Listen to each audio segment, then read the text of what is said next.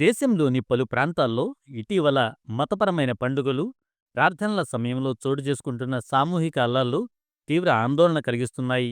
ముఖ్యంగా క్రైస్తవ సమాజాన్ని లక్ష్యంగా చేసుకుని జరుగుతున్న దాడులు దేశ శాంతి, సమానత్వం వాతావరణాన్ని దెబ్బతీస్తున్నాయని తెలంగాణ ధార్మిక్ జనమోర్చా ఆవేదన వ్యక్తం చేసింది. ఇలాంటి ఘటనలు భారతదేశ రాజ్యాంగం కల్పించిన మత స్వేచ్ఛ, సమానత్వం, పరస్పర గౌరవం వంటి మూల సూత్రాలకు విరుద్ధమని పేర్కొంది.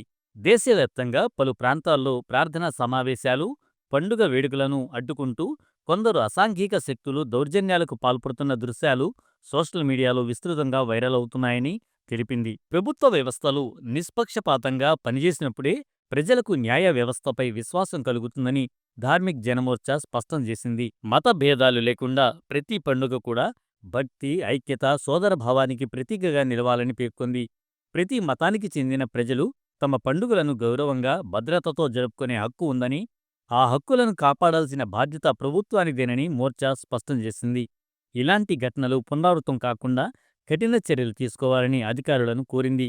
దేశ బలం దాని బహుళత్వంలోనే ఉందని, అన్ని మతాల హక్కులు, గౌరవం కాపాడినప్పుడే జాతీయ ఐక్యత బలపడుతుందని ధార్మిక్ జనమోర్చా తెలంగాణ పేర్కొంది. శాంతి, పరస్పర గౌరవం, రాజ్యాంగ విలువలను ప్రతి పౌరుడు పాటించాలని పిలుపునిచ్చింది. Which shows very clearly that even though our country is number 1 or number 2 or number 3, it is absolutely zero. Why? Because the humanity is suffering. The Christian community is suffering. The attacks that took place are so terrible that there was no case so far registered. Even though the media covered all those incidents, all the incidents that took place in Jabalpur, in Jharkhand, in Kerala, everything was recorded. And there were policemen who were supporting them. It is very sad to see the police is also part of it. जो recent attacks हुए हैं Christian community पे, तो obviously strongly हम इस पे condemn करते हैं. So as per the reports almost 60 interruptions हुए हैं. I will not say attacks, interruptions हुए हैं. जो क्रिसमस के सेलिब्रेशंस थे उसमें 60 इंटरप्शंस हुए हैं लास्ट जस्ट 1 वीक में. अगर मैं यूपी की बात करूं तो यूपी बरेली में चर्च के सामने कुछ लोग बैठकर हनुमान चालीसा पढ़ रहे थे. अनफॉर्चुनेट बात यह है कि वहाँ पे 4-5 पुलिस वाले भी खड़े हुए थे. बरेली यूपी में कुछ नहीं किया गया. और जैसे सर ने बोला कि रायपुर में, छत्तीसगढ़ रायपुर में मैग्नेटो मॉल में जो क्रिसमस के डेकोरेशंस थे उनको तोड़ा गया और somewhere estimated 5 to 6 lakh rupees का डेकोरेशन था वो. अनफॉर्चुनेटली ये हुआ. ऐसे ही आसाम में 2 स्कूल्स में भी डेकोरेशंस को इंटरप्ट किया गया.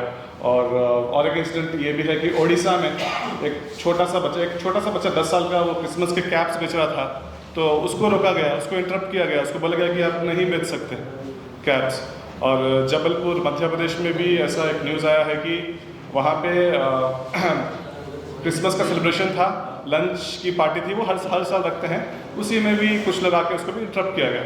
ఎప్పుడు కూడా ఈ విధంగా క్రిస్మస్ దినాన చర్చెస్లోకి వెళ్ళి అటాక్ చేయడం అన్నది ఎక్కడ కూడా మనం చూడలేదు. ఈ సంవత్సరం మాత్రమే మనం చూస్తూ ఉన్నాం.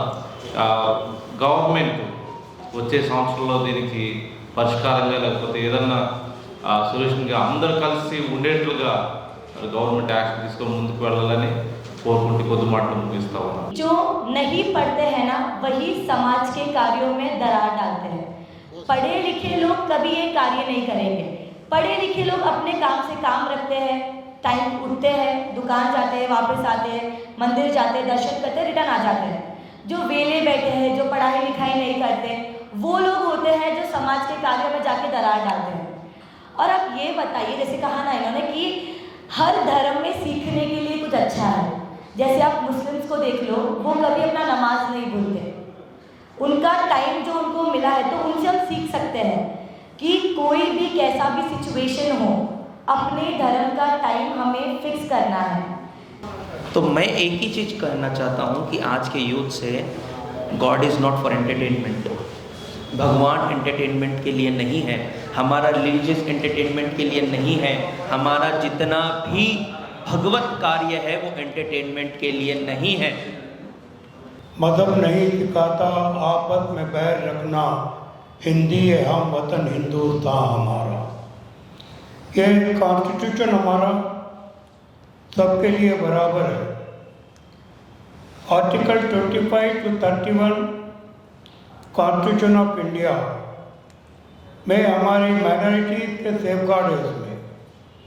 To whichever minority you belong, you are an Indian. Every Indian is alike as per the Constitution of India.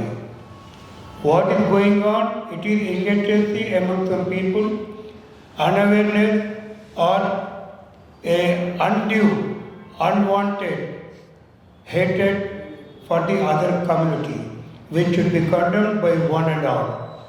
The need of the day is that we have to educate our younger generation to treat the people of other community, other faith like your own. मानव की जात सबे एक है पहचान हो। जिस दिन ये घटना हुई क्रिसमस का, उसी दिन हमारे प्रधानमंत्री साहब जनाब मोदी जी साहब ने क्रिसमस के मौके पर दौरा किया, चर्च का दौरा किया। अच्छी बात है, लेकिन उसी तरह इन गली खराब लोगों को जिन्होंने शर पैदा किया है, उन लोगों को रोकना भी तो हुकूमत की जिम्मेदारी है।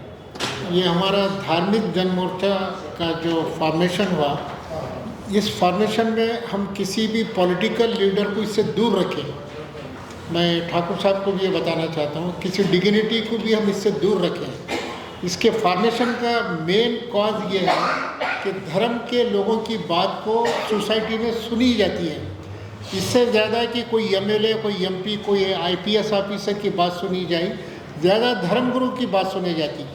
तो मैं ठाकुर साहब को यही बताना चाहता हूँ कि ठाकुर साहब धर्मगुरु के जो पोजीशन है सोसाइटी में, उस सब को हम पहचान के हमारी सर्विसेज को पब्लिक के लिए देना है। हमारे प्रोग्राम में कभी सियासी लीडर, पॉलिटिकल लीडर, कोई डिग्निटी कभी नहीं आया। पिछले 6 साल से ये काम चल रहा है। इसीलिए हम आपके दर्शन करने के लिए आते हैं, आपको मधु करते हैं, रिक्वेस्ट करते हैं। सारे धर्मगुरु को हम रिक्वेस्ट करके इसीलिए बुलाते हैं कि हमारे पास कोई सियासी पार्टी नहीं, कोई पॉलिटिकल लीडर नहीं, कोई डिग्निटी नहीं। हमारा काम है देश की सेवा करना और देश के माहौल को अच्छा बनाना।